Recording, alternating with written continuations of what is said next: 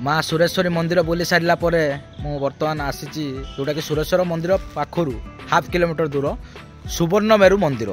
चलतु सुवर्ण मेरु मंदिर परिसर में बुलवा आ कौन ये मंदिर प्रसिद्ध कौन पाई आम आपन को ब्लॉग माध्यम देखू।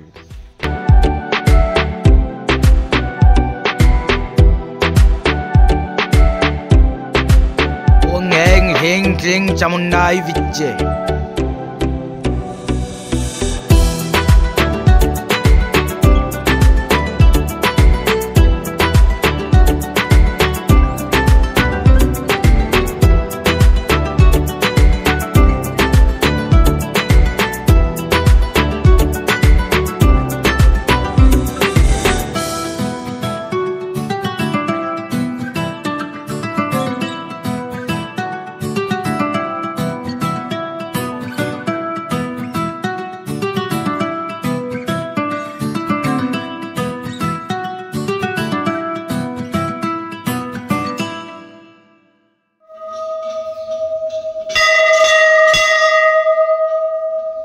जय बाबा सुवर्ण मेरु।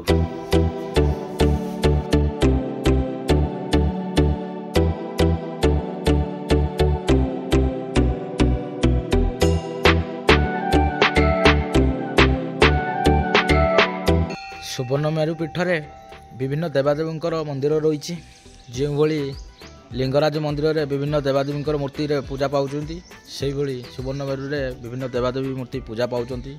देवादेवी ढेर सारा मंदिर रही।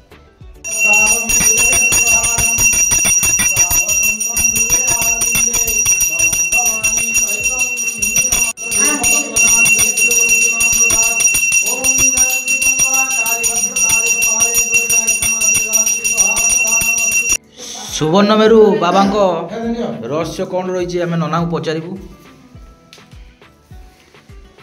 आज्ञा एटा होचे सुवर्ण मेरु मंदिर सुवर्ण मेरु बाबा एटा सुवर्ण मेरु बाबा ना हिसाब रे हमर माने शहर ना सोनपुर। एई सुवर्ण मेरु बाबा नाम हिसाब रे शहर नाम सुवर्ण मेरु। आज्ञा एटी बाबा उत्पत्ति केबे कले कोन बाबा उत्पत्ति तो बहुत समय हे लानी माने सेटा किछि ना है 15 शताब्दी बेलो। आज्ञा से समय रे माने मनुमुंडा ए बहुत डिस्ट्रिक्ट पटरे बाबा प्रथमे से पटे थिली। आज्ञा से पटे से माने लोकंकर मुह को आसी नथिले। आज्ञा सेठी कोन हला गोटे एठी अछाती से नेउली साहू जे बाबा को आविर्भाव करथिले। नेउली साहू ए जो पत्थर अच्छे नेउली साहू से जने लोक। हां से गोटे साहूकार लोक माने व्यापार वाणिज्य करूथिले। आज्ञा से पटरे बाबांकर नदी आर पटरे मनमुंडा सेटा सेठी बाबांकर से संधान पाइले कोन से जते बेला आसिले सेठारे बाबांकु से केही जानि नथिले भी आसिले आ सेठी तांको सामान पत्र सब रखि देई सेठी सोइले एवं तांकर बस्ता गुडी को सिलेबा पई डांफण थिला। डांफणटा बोधा हे थिला। आज्ञा धार नथिला सार नथिला ताको सार करे से पत्थर रे नी घसिले। आज्ञा से पत्थर घसिला से पत्थर रे घसिबा बेले से डापणटा सुना रही गला सुना है ताको पाखे जतकी धातु जिंस थिला सब से छुआइले। अच्छा देखले जे पूरा सुना हे जाउची तेनु करी सने सब छुआ छे करी के रखले एवं विश्राम नेले महाप्रभु को ताको आविर्भाव ताको सपना देसला ये मो होचे सुवर्ण मेरु आ मोर एटा लिंगटा होचे पार्श्वलिंग स्पर्शलिंग हां सेतरे जे कोनसी तमने धातु छुआइले सेटा सुना होतला। आज्ञा आउ तू एठी गोटे मंदिर तोळे रे आ मंदिर रे मु रहबी बोले नदी आर पटे मनमुंडा रे से मंदिर एबे पर्यंत अछि। मनमुंडा रे अछि नदी आर पटे नदीटा हमर महानदी ना तेल नदी एटा तेल नदी महानदी रो संगम स्थल रे रामेश्वर बाबा अछि।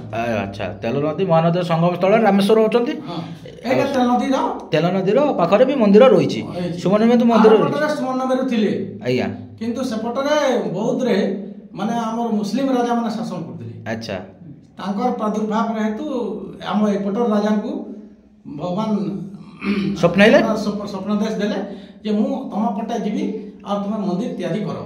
अच्छा मंदिर जते तैयारी हे गला एठी हमर राजा जते तैयारी कर दिले मंदिर टा। आज्ञा से समय रे राजा कहले लोक केमती जानबे जे आपण एठी की विराजमान कले। अच्छा मतलब गोटे किछि गोटे अलौकिक कार्य ଆପଣଙ୍କୁ ଦେଖାଇବାକୁ ସେତେବେଳେ ସେ କହିଲେ ଯେ 2.5 ପ୍ରହର ସୁନା ବର୍ଷା ହେବ ମୁଁ ଯେତେବେଳେ ମନ୍ଦିରକୁ ଆସିବି। ଯେତେବେଳେ ବାବା ମନ୍ଦିରକୁ ପ୍ରବେଶ କରିବ ସେତେବେଳେ 2.5 ପ୍ରହର ସୁନା ବର୍ଷା ହେବ। ବର୍ଷା ସୁନା ବର୍ଷା ହେଇଥିଲା। ଆଜି ବି ଏବେ ମଧ୍ୟ ମାଟି ତଳୁ ଲୋକ ଘର ତୋଳିବା ପାଇଁ କଲାବେଳେ ଫାଉଣ୍ଡେସନ କଲାବେଳେ ବାହାରେ ସୁନା ବି ବାହାରେ ଥାଏ ସେଥିରେ। ଆଚ୍ଛା ଆଚ୍ଛା ବୋରିଂ କଲାବେଳେ ବି ସୁନା ବାହାରେ ଏପର୍ଯ୍ୟନ୍ତ ବାହାରୁଛି। ବାବାଙ୍କ ଲିଙ୍ଗ କ'ଣ ସୁନାର ହେଇଛି କି? ନାଇଁ ନାଇଁ ସେଟା ଆଜ୍ଞା ଅଣ୍ଡରଗ୍ରାଉଣ୍ଡ ଅଛି, ପୁରା ଭିତରେ ଅଛି। ରଜା ଟାଇମ୍। ଆଚ୍ଛା এটা খালি ଏବେ এটা ସ୍ଥାପନା ହେଇଛି। ଲିଙ୍ଗ କିନ୍ତୁ ବହୁତ ଭିତରେ ରହିଛି। ସେଟା ବହୁତ ଭିତରେ ଅଛି। ଆଚ୍ଛା ଆଚ୍ଛା। ଜିଲ୍ଲାର ନାମ ସୁବର୍ଣ୍ଣମେରୁ କ'ଣ ପାଇଁ ନନା ତ ତାର ଇତିହାସ କହିଦେଲେ। କାହିଁକିନା ସୁବର୍ଣ୍ଣମେରୁ ବାବାଙ୍କର ଆବିର୍ଭାବ ପାଇଁ ତାଙ୍କ ନାମାନୁସାରେ ଏ ଜିଲ୍ଲାର ନାମ ସୁବର୍ଣ୍ଣମେରୁ ରହିଛି। ସୁବର୍ଣ୍ଣମେରୁ ବାବାଙ୍କ ପୀଠରେ ଏଇ ବ୍ଲଗକୁ ଏଇ ଜାଗାରେ ସମାପ୍ତ କରୁଛୁ।